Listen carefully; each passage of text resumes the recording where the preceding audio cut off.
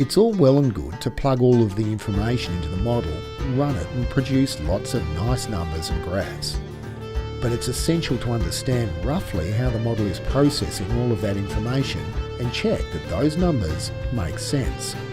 How can scientists know that the biomass predicted 5 years into the future is right? Well, the truth is they can't, but they can get an idea if it's on the right track. They do this by comparing the model's results with the things that they can measure. What you haven't been told yet is that when the model is estimating things that we don't know, it's also estimating things that we do know because we've measured them, such as age structure, length structure and catch rates. What this means then is that scientists can compare the model's estimates to the real data, the observations. If the model's estimates are close to the real data, then it gives them confidence in the results.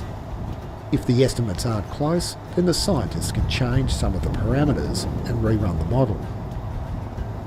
They keep doing this so that the match between the model's estimates and the observations improves. This is called model fitting. Let's look at a simple example of how this might work. Here's a snapshot of a fish stock in each year between 2005 and 2010. In real life, we can't see all of the fish in the stock, but we do know that they are made up of juvenile fish that have just been spawned, young fish that are newly recruited into the fishery, and the adult spawning fish. For the purpose of illustration, we'll pretend that we can see the population structure of the fish stock in each year. Now, here's some of the data collected by observers and fishermen. It represents the age structure of the commercial catch, showing the proportion of young and adult fish that were caught and the catch rates. Catch rates are shown as yellow bars. The higher the bar, the higher the catch rate. We'll put these two types of data into the model and see what happens. Here, the model tries to estimate the fish stock in each year, and as you can see, it doesn't do a very good job because it shows the fish stock disappear. We know that's obviously not the case because fish were caught in the years after 2008. Now let's compare the age structure and catch rates predicted by the model with the age structure and catch rates that were observed. You can see that the two different sets of information aren't even close. In the predicted data, a lot more adult fish are caught in the first year, and expected catch rates are initially much too high and then drop off more quickly. Whereas in the observed data, an even mix of juvenile and adult fish are caught, and catch rates fluctuate a little but remain stable over the years. The word that scientists use to describe how different the predicted values are from the observations is the likelihood. This literally means how likely is it that the model represents the observed data well. If the model's predictions are very different from the observations, the likelihood will be low. In this case, we'll give the likelihood a 0.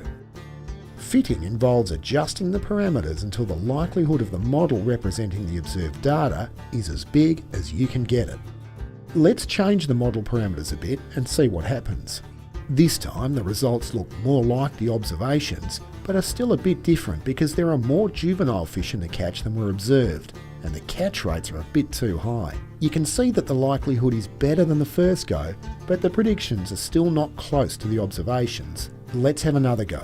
This time the results look a lot like the observations, and the likelihood is high. The model is said to fit the data well. When scientists get a model with high likelihood and a good fit to the data, their confidence in results from the model increases. That means with the information they have, they believe they are modelling the fish population as well as they can, and have confidence in the model's predictions.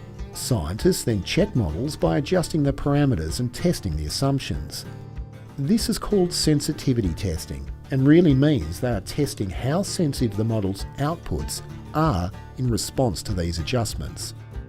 For example, when modelling the tiger flathead population, scientists do things like make their estimate of natural mortality 50% higher or lower.